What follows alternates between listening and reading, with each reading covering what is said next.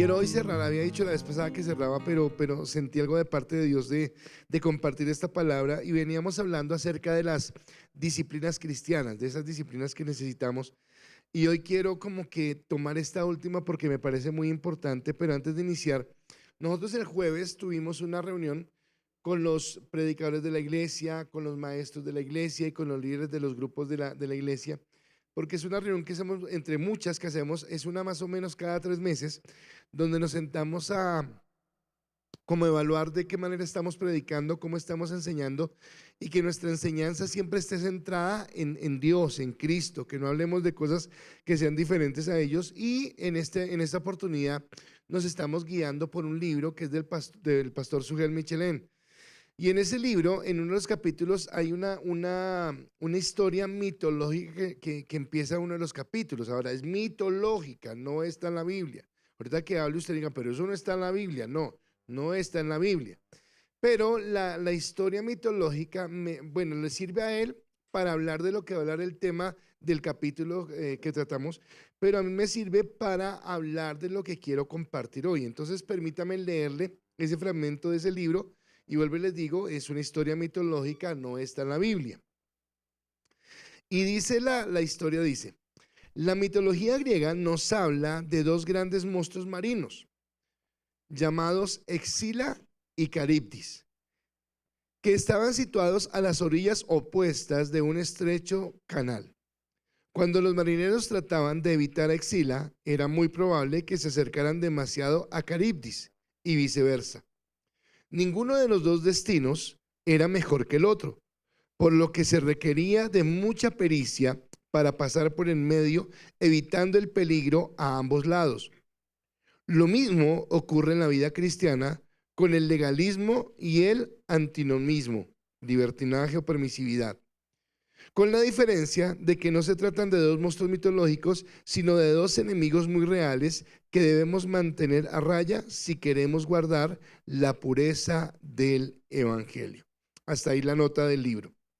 Entonces está hablando de dos enemigos, de dos situaciones y de cómo la idea era que se pasara muy en el centro para ir adelante. Nosotros hemos venido hablando acerca de las diferentes disciplinas que necesitamos para mantenernos firmes en el Señor. Y entre las disciplinas que hemos mencionado hemos dicho la importancia de orar, la importancia de leer la Biblia, la importancia de velar, la importancia de ayunar, la obediencia, el congregarnos, el ser parte de la iglesia. Y todo esto es importante, pero tomando la historia que les acabo de contar, quiero decirles algo y es que las disciplinas son disciplinas porque nos ayudan a acercarnos a Dios, pero no son importantes en ellas mismas. ¿A qué me refiero? Que es importante que usted lea la Biblia, que es importante que usted ore, que es importante que usted sirva, que es importante que se congregue, que es importante que sea obediente. Pero en sí mismo eso no es lo que le da a usted una mayor fortaleza o crecimiento en el Señor, sino lo que lo lleva a Dios.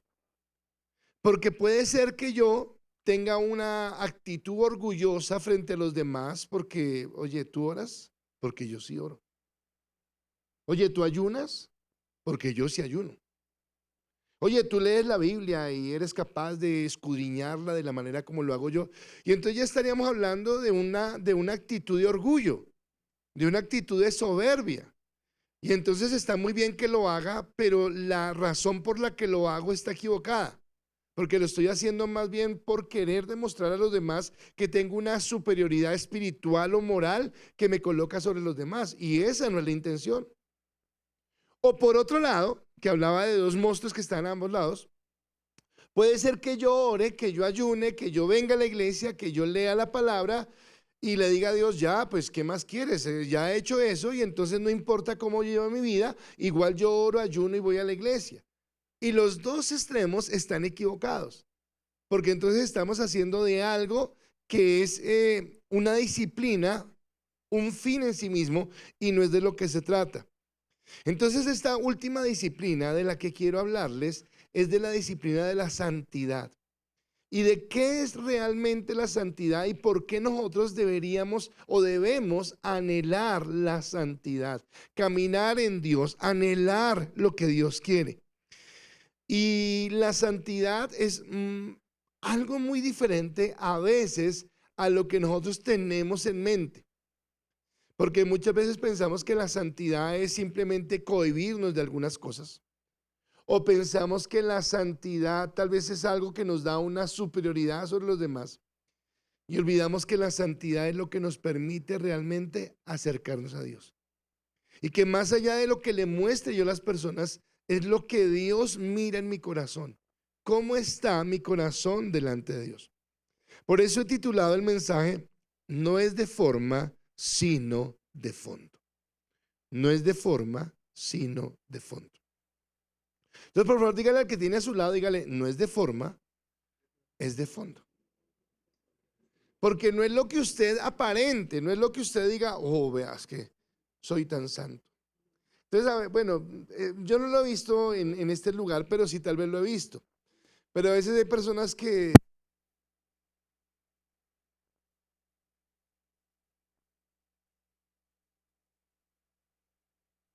vi que sonó y todo el mundo volteó a mirar y dije, sirvió. Pero no es como, "Oh, soy superior. Por favor, no me toques. Si me tocas, se va la unción". No, eso no es. La santidad es algo que va más en el profundo del corazón y que va por fuera de las cosas externas que yo puedo hacer. La idea de la santidad que es distorsionada a veces nos lleva a nosotros o querer evaluar desde mi propia perspectiva quién es santo o querer mostrarme como santo, ¿verdad? Entonces imagínense nosotros juzgando a quién es santo. Entonces, este camina de tal forma es como santo, este habla de tal forma es como santo, este actúa de tal forma es santo. No, eso no es lo que marca la santidad. La santidad va más allá. Es más, la santidad es imposible si primero no hemos nacido de nuevo. ¿A qué me refiero con haber nacido de nuevo? Yo creo que usted conoce, al igual que yo, personas que son tremendamente disciplinadas o tremendamente honestas o tremendamente disciplinadas en su estudio, su vida laboral, su vida académica, pero que no necesariamente son cristianas. Porque para ser disciplinado yo no necesito ser cristiano. Y entonces me lleva a mí a entender, entonces la santidad, ¿para qué es? O sea, ¿para qué sirve la santidad? ¿Para poderme mostrar superior a los demás? ¿O para qué la santidad? Es más, les pregunto, ¿para qué creen ustedes que es la santidad? ¿Para qué? Para agradar a Dios. Quiere decir que la santidad no es para mí, sino es para Él. Que la santidad me acerca a Dios. Que la santidad me lleva a Dios. Por eso es imposible ser santo si primero yo no he nacido de nuevo. Si primero no ha habido un nuevo nacimiento en mi vida en la que hayamos sido redimidos, regenerados por la sangre del Cordero. Y siendo regenerados por la sangre del Cordero, si no hemos sido hechos hombres y mujeres nuevos en Él, si Él no ha colocado en nuestra vida algo diferente. Hay un personaje en la palabra que se llamaba Nicodemo. Nicodemo, dice la Biblia, que era un principal de los sacerdotes. Era alguien que conocía la ley, era alguien que sabía qué tenía que hacer para estar bien delante de Dios. Él pensaba que conocía eso. Mas un día se acerca a Dios y le dice, a Jesús, perdón, y le dice, ¿qué he de hacer para heredar la vida eterna?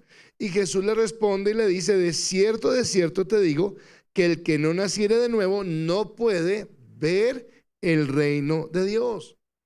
Le dijo, Señor, es necesario que nazca de nuevo. Y este fariseo se rascó la cabeza diciendo, no entiendo lo que me estás diciendo.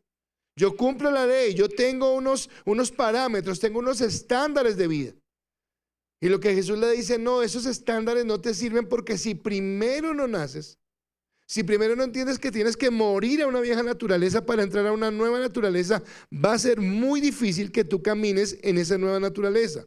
Ahora, cuando yo he nacido de nuevo, cuando ya he llegado a la gracia del Señor, entonces esa santidad me invita no a luchar por ser santo.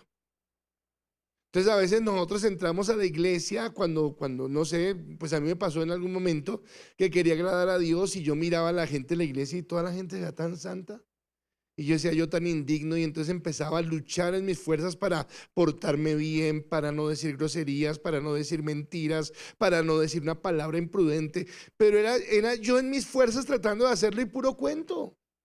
Yo era lo que era y paré de contar.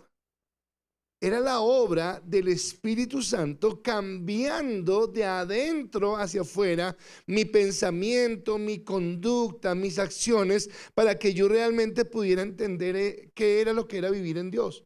Así que la santidad es algo que me lleva o que se forma en mi vida a través del Espíritu Santo, cuando el Espíritu Santo empieza a formar en mi vida el carácter y la identidad de Cristo, cuando el Espíritu Santo empieza a llevarme en ese conocer. Y en Efesios capítulo 4 versículo 13 de la palabra, hasta que todos lleguemos a la unidad de la fe del conocimiento del Hijo de Dios, a un varón perfecto, a la medida de la estatura de la plenitud de Cristo.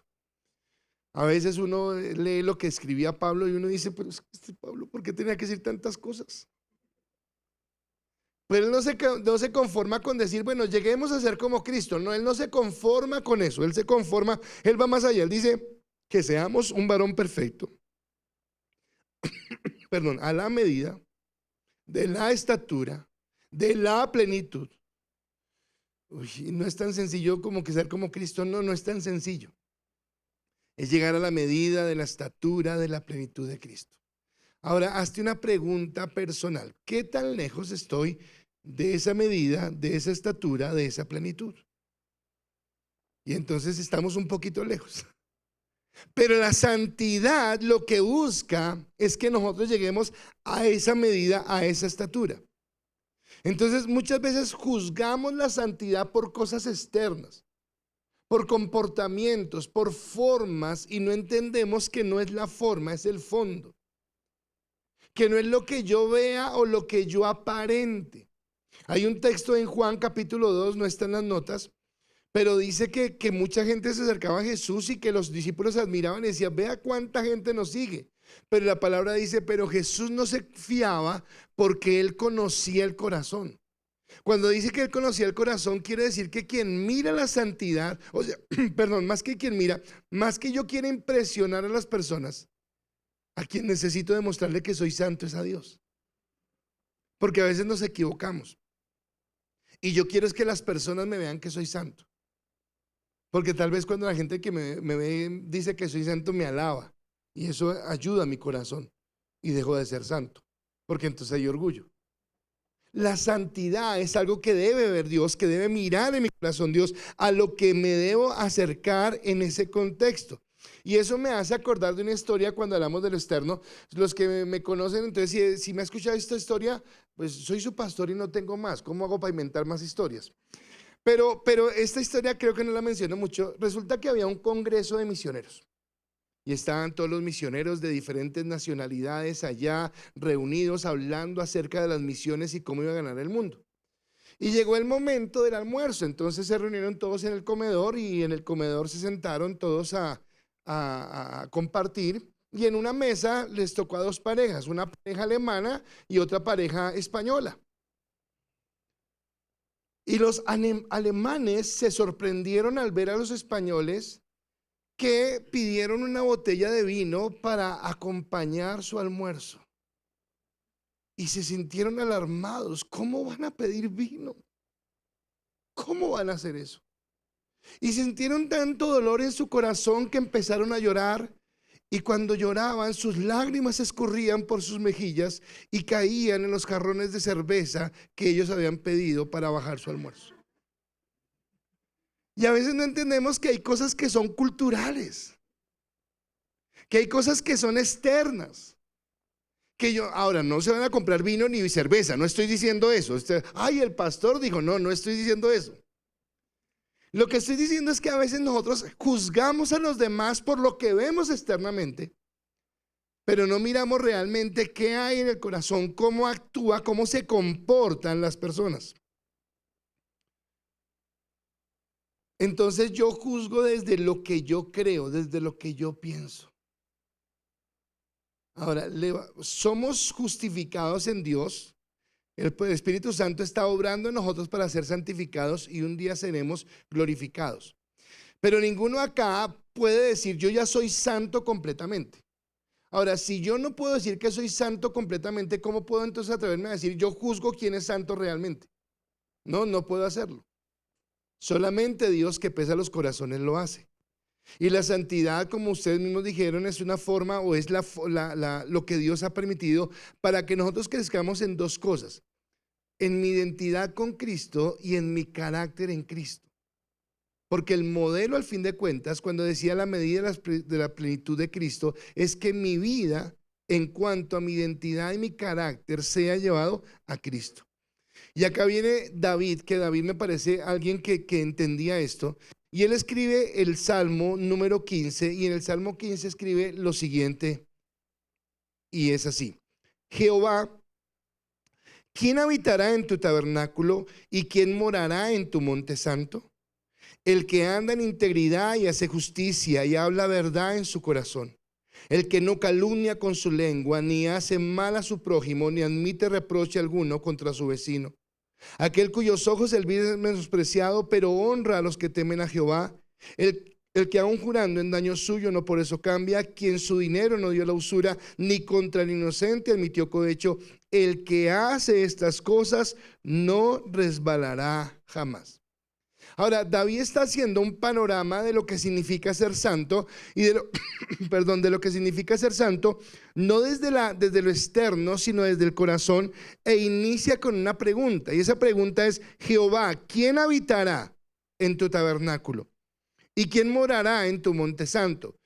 Cuando nosotros estábamos haciendo el estudio de la carta a los Hebreos, decíamos que cuando Moisés recibió los planos para hacer un tabernáculo en el desierto, ese tabernáculo que Moisés hizo en el desierto era una réplica, era un anticipo de algo que es celestial, de algo que está en el cielo. Y me está diciendo que Dios está en su tabernáculo, que Él mora en ese lugar. Y nosotros entendemos, en primer lugar, que es imposible llegar allá por nuestra propia fuerza, por nuestra propia capacidad, por nuestro propio talento. Si así fuera, Cristo hubiera muerto en vano, porque cualquiera de nosotros hubiera podido esforzarse para llegar a ese lugar. Pero porque estábamos muertos en nuestros delitos, en nuestro pecado, en nuestra maldad, en las cosas que vivíamos, Cristo vino y se colocó como el sacrificio perfecto para redimirnos. Así que Él se convierte en esa puerta, se convierte en ese camino que nos lleva al Señor. Dice Juan 14:6, dice: Jesús dijo: yo soy el camino, la verdad y la vida. Nadie viene al Padre sino por mí. Así que Cristo lo que quiere conducirnos es el Padre. Y en Juan capítulo 10, versículo 9 dice: yo soy la puerta, el que por mí entrare será salvo, y entrará y saldrá y hallará pastos.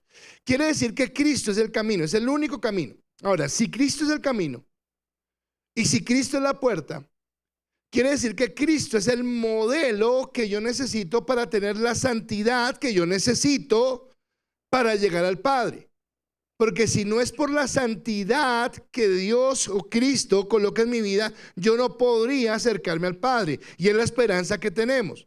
La esperanza que tenemos es de una vida eterna con Dios, una vida santa en su comunión. Decía Laura hace un momento en la administración, no recuerdo, pero minimizamos el hecho de caminar en santidad, como que nos da lo mismo, como que no es tan necesario. No, si la santidad es necesaria. Dios demanda de su pueblo santidad. Dios quiere que entendamos que nosotros somos apartados. Dios quiere que tú sepas que se paga un precio muy alto por ti. Ahora escúchame, no estoy hablando por la iglesia, porque sí es la iglesia. Pero yo quiero que tú lo entiendas personalmente. Por mí se pagó un precio en la cruz del Calvario. Por mí Cristo fue a la cruz del Calvario para que yo fuera redimido. Quiere decir que ahora el propósito de Dios es forjar en mi vida la identidad de Cristo y el carácter de Cristo. Dios quiere que Cristo sea revelado en mí. Dios quiere que la gente cuando me vea más que verme a mí, vea a Cristo. La gente ve a Cristo en ti. En tu casa, cuando no está el pastor ni los hermanos de la iglesia, y cuando no hay grupo en tu casa, las personas que viven contigo ven a Cristo en ti. En tu trabajo, las personas ven a Cristo en ti. En el lugar donde tú vives, la gente ve a Cristo en ti. Porque yo no puedo usar las disciplinas cristianas como una forma de sentirme merecedor. Dios, pero ¿cómo me vas a bendecir? Si yo todos los días me levanto a las 3 de la mañana y de rodillas oro hasta las 5 de la mañana, ¿soy merecedor? No, no, no eres merecedor de nada. Eso lo haces por tu intimidad con Dios, por tu comunión con Dios. Señor, y no hay un domingo que yo falte a la iglesia. Bueno, gracias a Dios que no faltas, pero no, eso no te aumenta nada delante de Dios. Eso no te hace mejor que nadie. Es más, Dios, estoy sirviendo en la iglesia. Bueno, sirves por misericordia, porque Dios te da el privilegio de servir, pero no te hace mejor que nadie. Porque el único que merece gloria, el único que merece alabanza, el único que merece reconocimiento es Dios. Y lo que yo hago, lo hago es porque quiero acercarme a Él, no porque quiero merecer algo. Porque si yo mereciera algo de parte de Dios, lo que Dios ya no me daría ya no sería gracia, sino sería un pago. Ah, te has portado bien, entonces te pago con la salvación. No, no, no, no nos portamos bien. Estábamos muertos en nuestros delitos y pecados y Dios nos alcanzó con su gracia y nos bendijo con su gracia. Pero tampoco es que ahora hago eso y le digo, Dios, como hago esto, entonces empato. Entonces no importa lo que haga en el resto de mi vida, porque al fin y al cabo yo voy a la iglesia. Porque al fin y al cabo de vez en cuando oro. Porque al fin y al cabo de vez en cuando leo la Biblia. No, tampoco. Las disciplinas cristianas me llevan a acercarme más a Dios, pero la santidad de fondo se ve cuando mi vida ha sido transformada. Y en el Salmo 15 que leemos, yo encuentro 4 aspectos de los cuales habla el salmista en lo que nosotros mostramos nuestra santidad. Y esos 4 aspectos son en mi identidad, en mi comportamiento con los demás, en las relaciones interpersonales que tengo y en el testimonio de vida. Entonces, ¿cómo podemos ver que alguien sea santo realmente? Primero, ¿en cuál es su identidad? ¿Cómo se comporta esa persona? En el trato que le da a las demás personas, ¿cómo trata a los demás? ¿Cómo es de gentil o de amable, de respetuoso, o cómo es de odioso, de qué sé yo, de orgulloso o de pendenciero? Las relaciones interpersonales que decida tener y el testimonio de vida que esté llevando. Y quiero desarrollar cada una de ellas. Y el primer aspecto es, quien quiera agradar a Dios, pone en evidencia su identidad. Quien quiera agradar a Dios, pone en evidencia su identidad. Ahora, ¿cuál es nuestra identidad? Si usted lo ha entendido, si no, se lo digo ya. Pero tal vez en el mundo son los títulos los que dan una identidad. Yo soy el doctor, yo soy el dueño de, yo soy el ingeniero, yo soy el tal persona. Ahora, ¿está mal que tengamos, no está mal. Pero nada de eso te hace a ti alguien apto para estar delante de Dios. El título que nosotros deberíamos sentirnos más valorados es el título de ser hijos de Dios. Soy hijo de Dios. Ahora, como soy hijo de Dios, me comporto como un hijo de Dios, vivo como un hijo de Dios, actúo como actúa un hijo de Dios. Entonces la palabra constantemente nos está animando a morir al viejo hombre. Y todos acá tenemos áreas en las que debemos morir.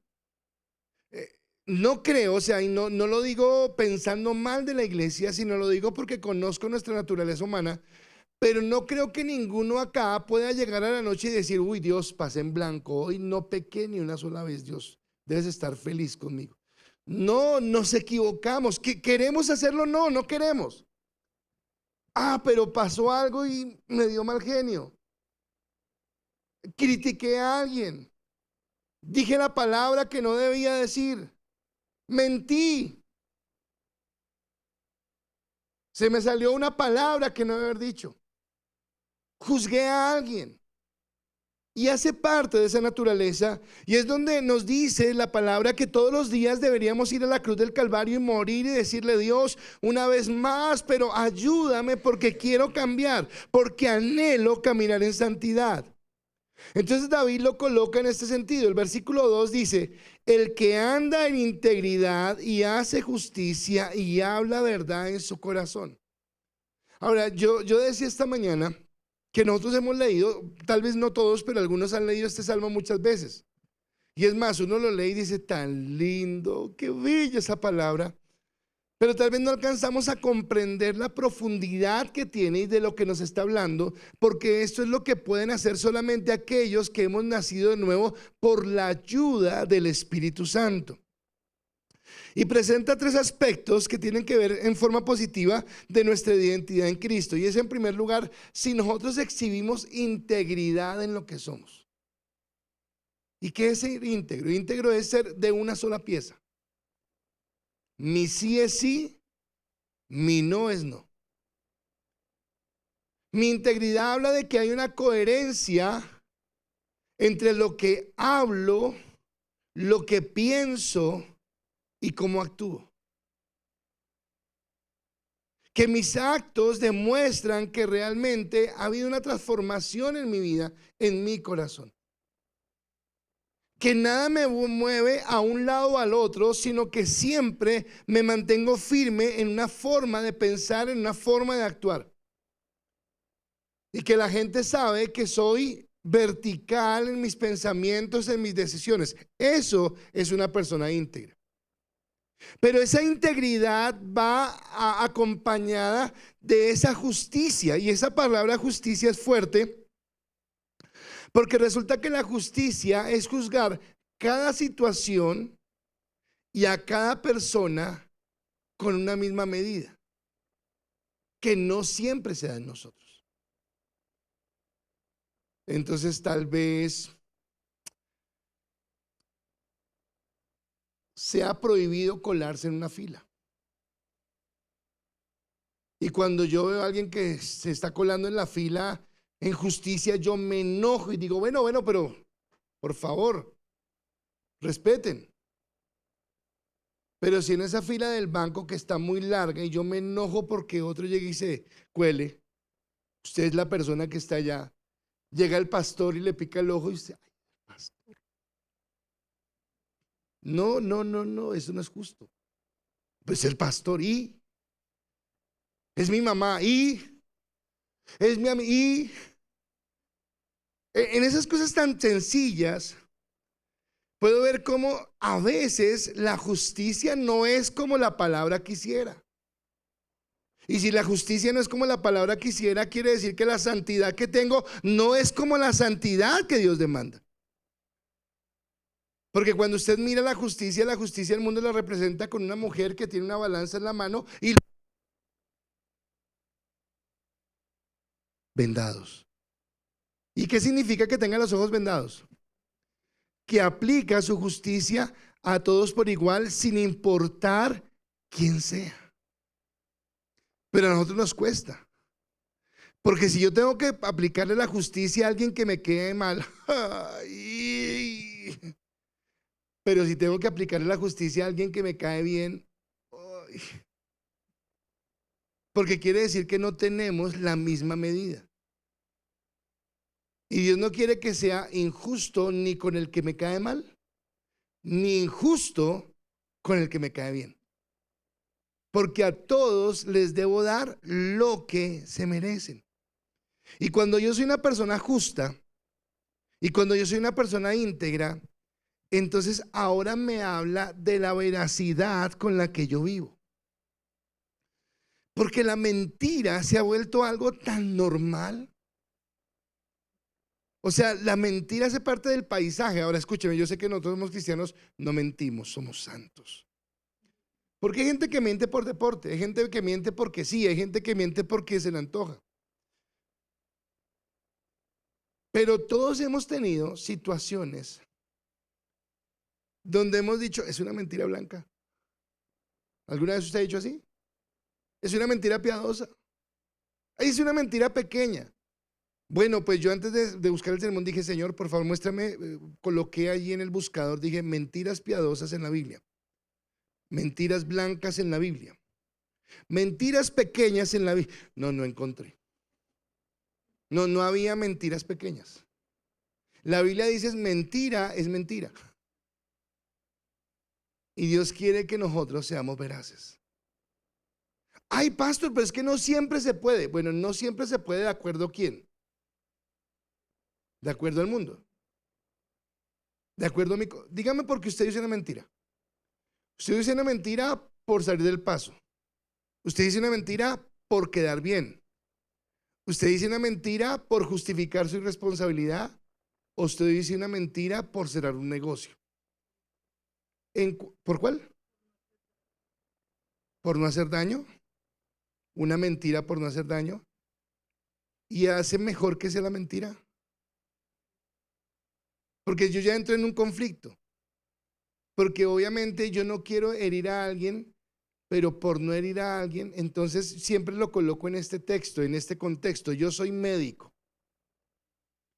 y recibo el dictamen del paciente y dice que tiene cáncer, pero yo no le quiero hacer daño. Le digo, no, no es una gripa. Tómese un mejora. ¿Estoy haciendo bien? No, no le quiero hacer daño, pero le estoy ocultando algo que debería saber, algo que debería entender. Y tal vez en eso que tú estás diciendo, desarrollando el tema, en otros puntos vamos a entenderlo. Déjeme adelantarme un poquitico, hablando de otra cosa, pero yo nunca me imagino a Jesús diciéndole a alguien, vea, ¿sabe que es que yo no tengo pelos en la lengua para decirle? Yo no imagino a Jesús hablando así. Eso es un punto más adelante. Entonces, tal vez en el contexto que estoy diciendo. Pero ¿usted se imagina si nosotros pudiéramos hablar siempre con la verdad? Si pudiéramos, no porque estoy diciendo que no se puede. Si nosotros decidiéramos hablar siempre con la verdad, que como dice la palabra, mi sí sea sí y mi no sea no. Pero cuando hablamos en la mentira, lo que queremos es justificar o satisfacer o complacer algo en nuestra carne, porque no queremos quedar mal, porque no queremos perder, porque no queremos ser censurados, porque no queremos ser comprometidos a algo. Pero Dios nos habla de esa parte, y entonces si mi identidad en Cristo es clara, mi identidad en Cristo me llevará a entender que todos los días Dios quiere que camine en integridad, en justicia y en verdad. Porque es lo que está pidiendo la palabra. Y entonces ahí en ese aspecto, solamente en ese aspecto, es cuando entiendo que la santidad no es un asunto de forma, sino de fondo. Porque nada sirve que no pida vino en la comida o que no pida cerveza en la comida. Si tal vez soy un mentiroso o tal vez no soy íntegro o tal vez no soy justo. Entonces tiene que ver en ese sentido. Un segundo aspecto que creo que es a donde Nancy lo tocaba, y es que quien quiere agradar a Dios determina su comportamiento con el prójimo. Determina su comportamiento. Ahora,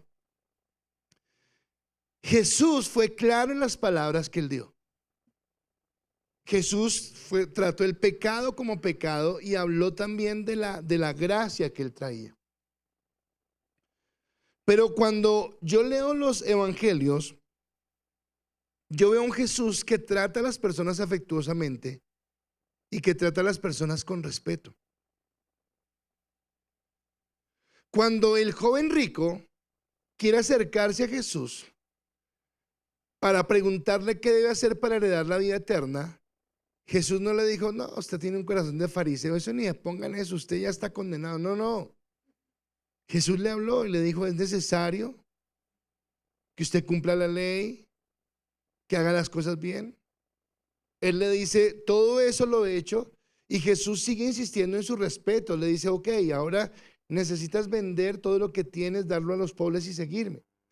Pero Jesús en ningún momento lo trata como un pecador y que vas a perderte y vas a condenarte y te vas de retro, Satanás. No, Jesús no es así. Jesús actúa con amor y con benevolencia con las personas. Ahora, yo quiero preguntarte, ¿qué trato le das tú a las personas que te rodean? Y no solamente a las que te rodean en la iglesia, no solamente a las que te rodean en la iglesia, en la casa, perdón, en tu trabajo. ¿O qué trato le das a las personas que te caen bien? Porque a las personas que nos caen bien, ¿cómo las tratamos? Pues bien. Abrazo, beso, un chiste, una sonrisa. Ay, pero el problema es que no todo el mundo nos cae bien. El problema es que no todo el mundo es agradable. Pero Dios me dice que yo necesito tratar a las personas con respeto. Dice el Salmo 15, versículo 3, el que no calumnia con su lengua, ni hace mal a su prójimo, ni admite reproche alguno contra su vecino.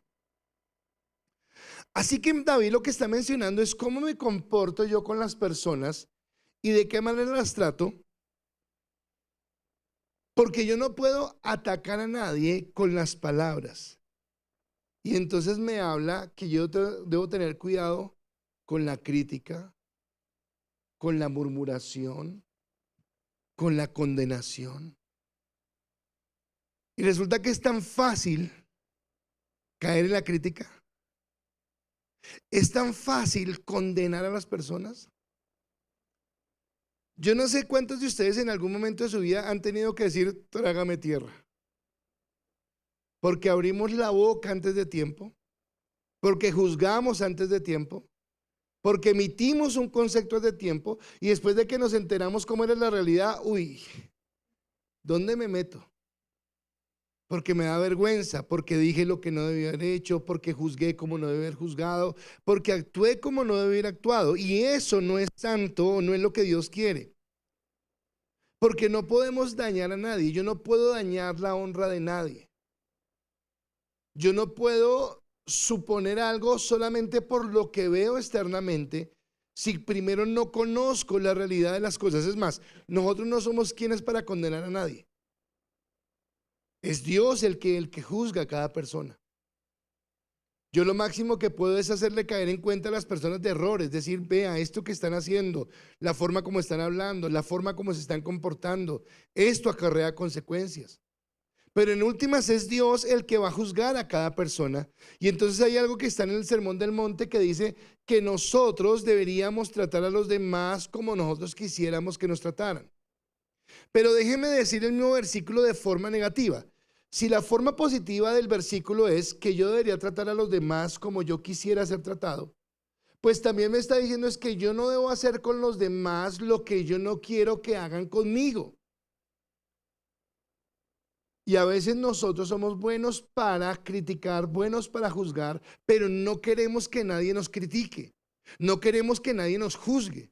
Nos sentimos ofendidos cuando alguien habla a la espalda de nosotros. ¿Le ha pasado? Que usted va caminando y alguien... Bueno, y cuando usted es el que lo hace, ¿cómo cree que se está sintiendo la persona que siente que usted esperó a que le diera la espalda para... No es santo. Jesús fue muy fuerte con los fariseos, tremendamente fuerte.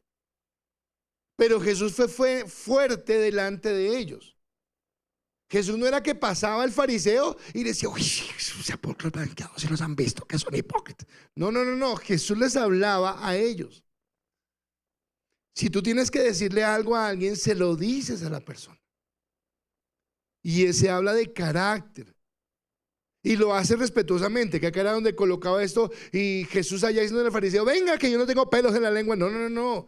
Jesús hablaba sin amenazas, sin rabia, sin resentimiento, pero trataba a las personas con el respeto que las personas merecían y debían. Y las miraba con el amor que debían mirarlas. Quiere decir que yo no puedo vituperar a alguien, y vituperar es levantar un falso testimonio, ni contra las personas, ni contra sus familias. Porque Dios me habla de que debo tratar a los demás con respeto. Ahora, si nosotros no tocamos la integridad de las personas, mucho menos podemos tocar la integridad de las familias. Y esto tiene que ver con la santidad. Entonces me lleva a mí a entender, Santiago no está en los textos bíblicos, pero Santiago dice que todo hombre debe ser pronto para oír y tardo para hablar. Quiere decir que yo antes de emitir un juicio primero tengo que examinarlo. Y que no puedo evaluar a alguien por lo que veo externamente si primero no conozco a la persona, no conozco la situación, no conozco el contexto de lo que está viviendo. Pero nosotros somos muy buenos para generar siempre argumentos desde mi perspectiva. Es más, si usted tiene un argumento, ok, guárdelo, pero no tome esto para hablar con los demás. Estoy pensando en algo, las mamás siempre nos enseñan cuando somos pequeños que si usted va en una calle y ve a alguien como sospechoso, cambie la acera. Listo, estamos sacando un juicio y puede ser que sea cuidadoso porque estamos teniendo cuidado, pero cambie la acera y ya, no diga más, porque usted no sabe si realmente la persona que está caminando es un delincuente o si es una persona que está pasando una situación difícil. Usted no sabe. Entonces, listo, no estoy diciendo que no sea precavido, pero no abra su boca para decir cosas que a usted no le costan. Y a veces, yo molesto mucho con esto, porque no, somos muy dados a juzgar cuando no entendemos. O somos muy dados a, Juan David hoy me hizo un favor. Y voy a hablar con alguien de Juan David. Digo, no, ese Juan David es espectacular. No hay nadie como Juan David. Y resulta que mañana me saca la chispa porque me hizo el favor. Y al otro, no, ese Juan David es lo peor. No, Juan David es Juan David, no es mejor o no es peor de acuerdo a si me hace un favor o no. Yo no puedo emitir un concepto de acuerdo a porque estoy sesgando mi pensamiento. Y somos muy dados a hacer esto. Así que no solamente es mi identidad en cuanto a mi juicio, mi integridad y mi veracidad en lo que hablo, sino también tiene que ver con la forma en la que yo me comporto con los demás y cómo puedo comportarme. ¿Qué concepto tienen de mí en el trabajo? ¿Qué concepto tienen de mí en el vecindario? ¿Qué concepto tienen de mí en la iglesia? En el colegio, en la universidad. Hay momentos, todos los hemos vivido, donde el trabajo se pone tenso. ¿Le ha pasado? Hay momentos donde el ambiente es como fuerte, como tenso. Bueno, ahí es donde más sabiduría debes tener, callada. En boca cerrada no entran moscas, dicen por ahí. No te pongas a hablar lo que no tienes que hablar. No te pongas a emitir conceptos que no debes emitir, porque no es lo que Dios quiere. Porque la santidad no es un asunto de forma, sino de fondo. En tercer aspecto, quien quiere agradar a Dios, cuida sus relaciones interpersonales. Ay, wow, esta es fuerte. ¿Por qué? Porque Jesús tuvo un amor ágape con todo el mundo. ¿Qué es un amor ágape? Que él amó y respetó a todo el mundo. Es más, volviendo a la historia, si a la historia que hice referencia del joven rico, cuando el joven rico decide que no quiere vender lo que tiene y se va y desecha a Jesús por seguir sus riquezas, Jesús no habla desacomodadamente diciendo yo sabía, duro de corazón, prefiere. No, dice que Jesús tiene tristeza en su corazón. Quiere decir, escúcheme esto, que nosotros deberíamos tener tristeza y dolor en el corazón por las personas que se niegan a aceptar a Cristo. Sabemos que es por gracia, sabemos que es Dios el que las acerca, pero si nosotros entendiéramos lo que significa una eternidad sin Dios, si nosotros entendiéramos lo que significa una condenación eterna, perdón los venezolanos que están acá, no quiero comulgar en el dolor, pero cuando pasan situaciones como las que están pasando en Venezuela, que pueden pasar en Colombia o en cualquier lugar del mundo, hay algo que yo me pregunto siempre, y es no solamente el número de personas que han muerto, sino cuántas de esas personas conocen a Cristo. Porque el mayor problema no es morirse, al fin y al cabo todos en algún momento vamos a morir. El asunto es si cuando yo muera he hecho o he colocado mi vida a cuentas con Dios. Porque una eternidad sin Dios, eso sí es catástrofe, eso sí es una desgracia, eso sí es doloroso. Así que a mí las personas que no han aceptado a Cristo en su corazón me deberían doler en el corazón. Porque son personas que están sufriendo o están expuestas a una condenación eterna. Mas, sin embargo, aunque Dios nos lleva a tener un amor ágape por esas personas, nuestro amor filial, nuestro amor de hermandad no debe ser con todas las personas. Y hoy en día, pues no sé si ha sido siempre así, pero hoy en día, cuando vivimos en una sociedad que a lo malo llama bueno y a lo bueno le llama malo, es muy fácil que nosotros seamos juzgados porque somos elitistas. porque no nos juntamos con todo el mundo. Entonces yo no sabía cómo expresar esto y encontré una forma que se da mucho en Colombia. Yo me imagino que en Venezuela también, pero se da mucho en Colombia. Y es que en Colombia a usted le pueden hablar de quien sea, pero no toque la mamá de nadie, porque usted toca a mi mamá y se mete en líos. ¿Estamos de acuerdo? Entonces usted puede tener el mejor amigo, el amigo de sus entrañas. Ay, pero hable de mi mamá y hasta acá fuimos. Ah, quiere decir que usted tiene un rasgo, usted dice, espere, yo le acepto todo, menos que hable de mi mamá. Bueno, yo quiero preguntarle, ¿quién es Dios para usted?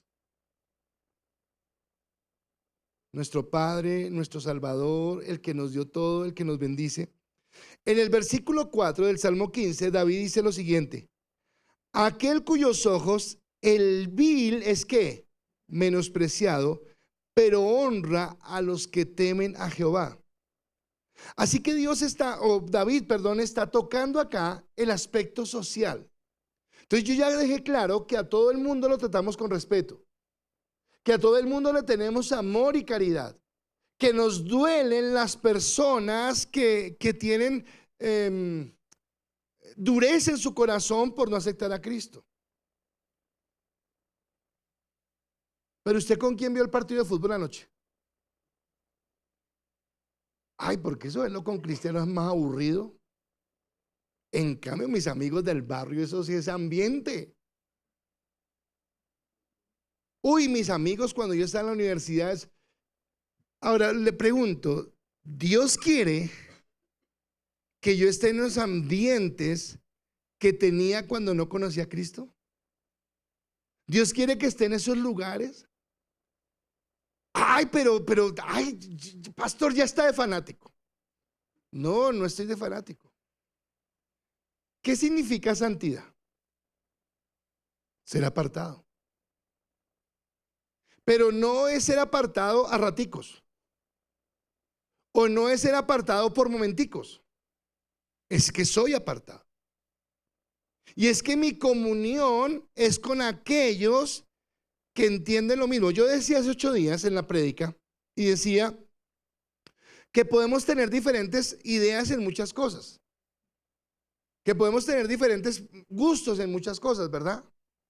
Yo oro al Señor para que un día todos se vuelvan a canchas de millonarios. Yo oro por eso, pero duro, Dios no me escucha, no ha escuchado mi oración.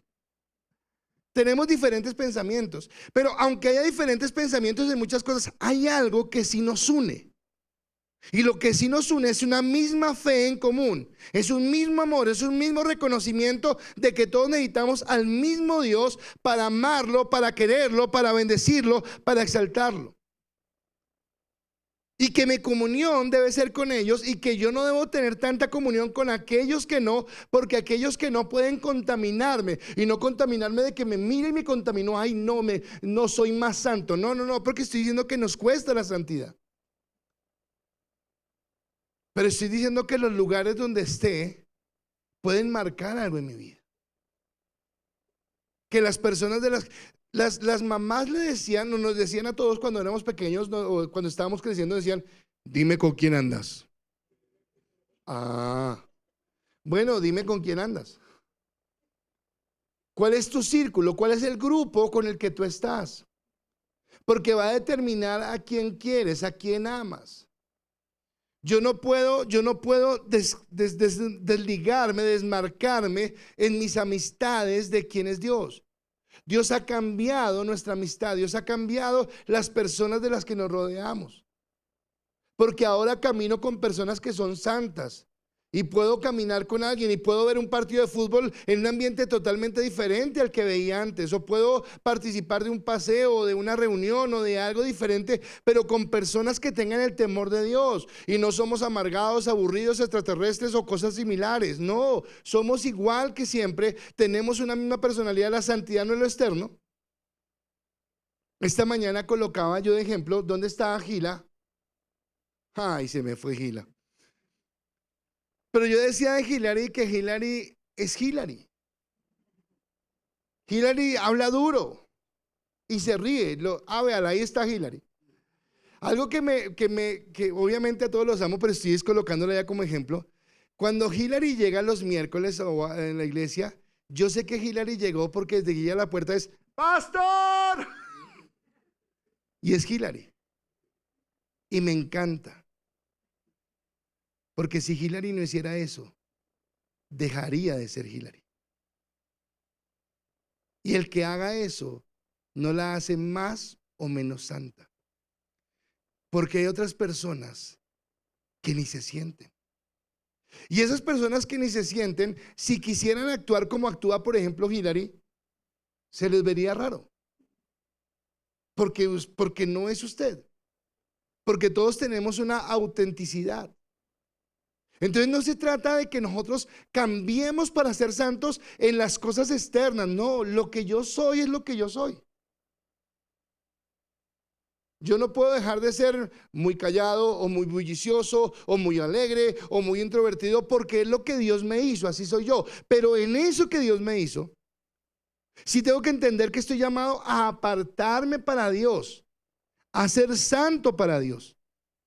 Y eso hace que yo sepa con quién me rodeo. Entonces, si hay personas con las que no y hay personas con las que sí, entonces la última parte es que yo determino, yo soy responsable de las compañías que elijo para compartir mi vida. ¿Con quién tengo compañía? ¿Con quién tengo comunión? Con lo que el ejemplo del partido es porque para mí es muy significativo.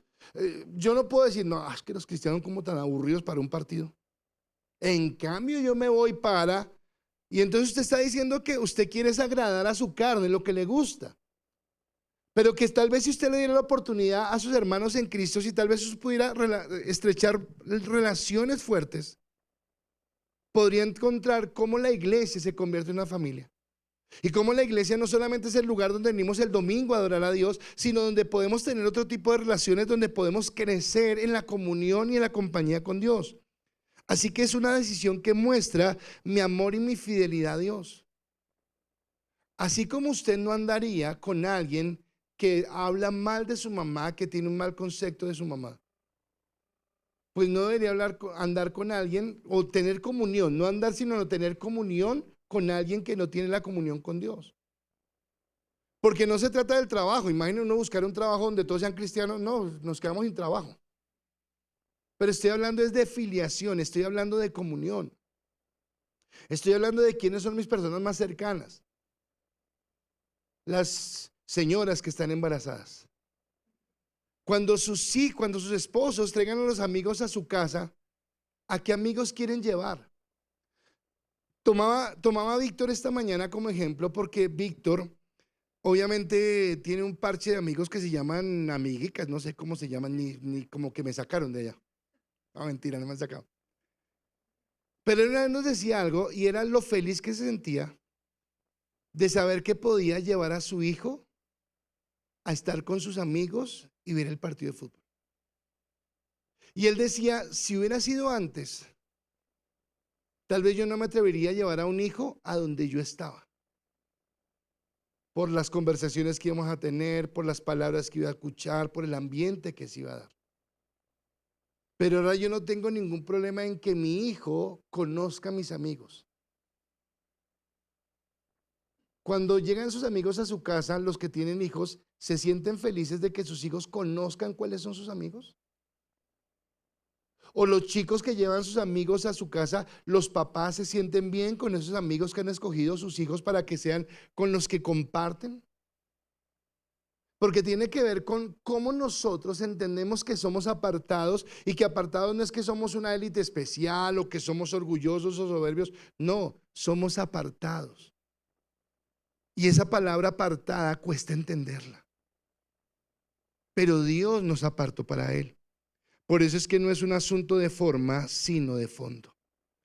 Y por último, quien quiere agradar a Dios se esfuerza por ser una persona confiable. ¿Qué tan confiable eres de las personas que te conocen? ¿Qué tanto la gente puede confiar en ti? Porque dice en los últimos versículos, el que aún jurando en daño suyo, no por eso cambia. Quien su dinero no dio la usura, ni contra el inocente admitió cohecho. Así que estos tres últimos aspectos hablan acerca de la ética que yo tengo como cristiano en mi santidad. Y lo primero es si nosotros somos capaces de asumir las consecuencias de nuestros actos sin querer evadir la responsabilidad. El que aún jurando en daño suyo, no por eso cambia. ¿Usted recuerda a Adán en el huerto del Edén? Cuando Dios le preguntó qué fue lo que hizo. Y Adán le respondió: Señor, me equivoqué. Comí del fruto y falté a tu palabra, perdóname. ¿Fue lo que dijo Adán? No, se lavó las manos, evadió. Uy, ese Adán, jamás usted ha hecho eso. Jamás usted se ha levantado tarde y ha llegado tarde al trabajo y dijo: ¡ah! El trancón que había. Jamás usted ha dicho eso. Dice que mi integridad va en que asumo la responsabilidad por los hechos que yo hago. Sí, me equivoqué, estuvo mal, pido perdón, reconozco que lo que hice estuvo mal. Dice que su dinero no dio la usura, y acá lo que está hablando, obviamente lo está colocando en un contexto monetario que lo quiero tomar ahí. No se aprovecha de la necesidad de alguien para cobrar un interés más caro.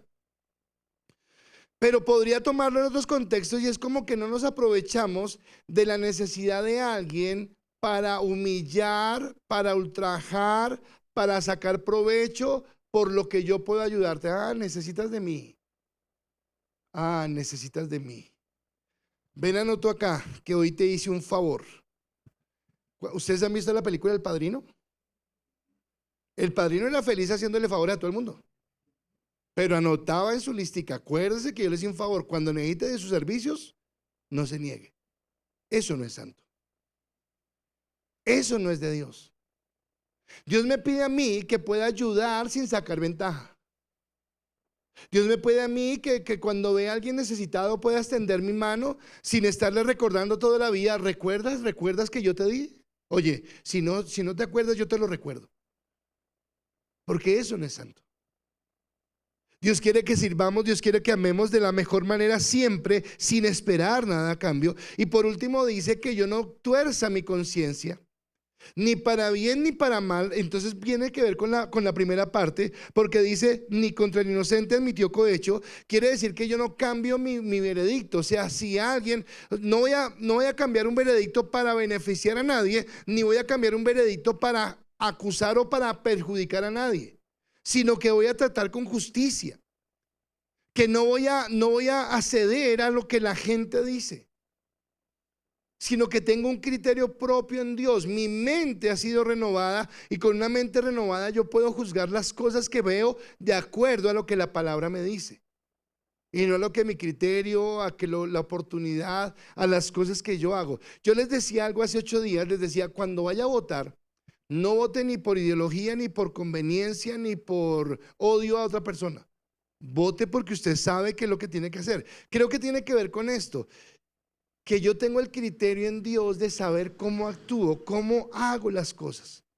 Entonces afronto mi responsabilidad, asumo las consecuencias de mis actos, no me aprovecho de las necesidades de los demás, y no hago que mi juicio sobre los demás cambie de acuerdo a un beneficio, a una conveniencia, porque no es asunto de forma, sino de fondo.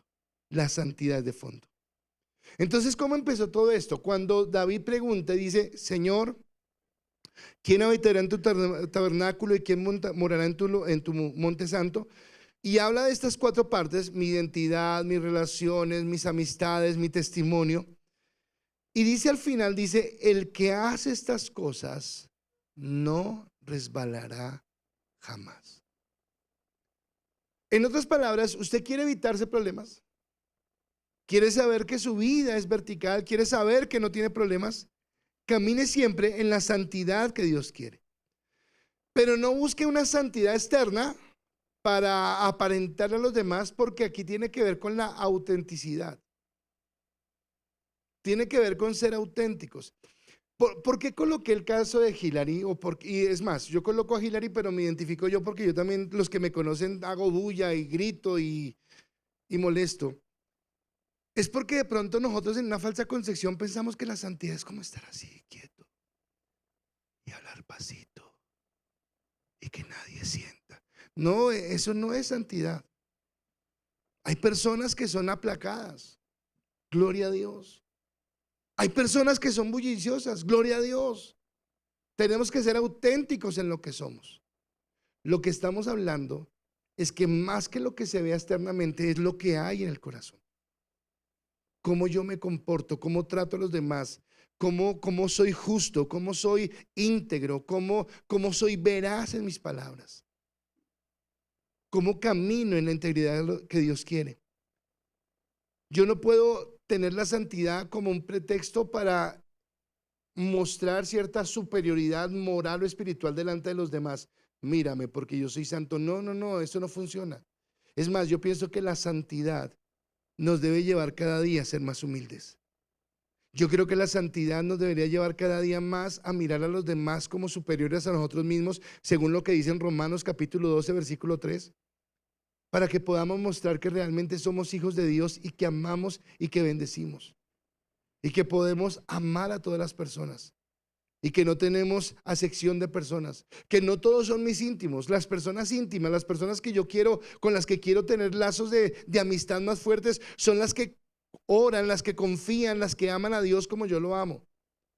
Pero que no significa que no esté dispuesto a ayudar, a brindar mi beneficio a las personas que no lo conocen. Y si puedo llevarlas a conocer de Cristo, mucho mejor. Así que la santidad no es algo de forma, es algo de fondo. Y en lo que yo debería mirar cómo está mi corazón para que realmente, antes de querer aparentar a las personas, agrade a Dios y bendiga a Dios, que es el que merece la gloria, la honra y la alabanza.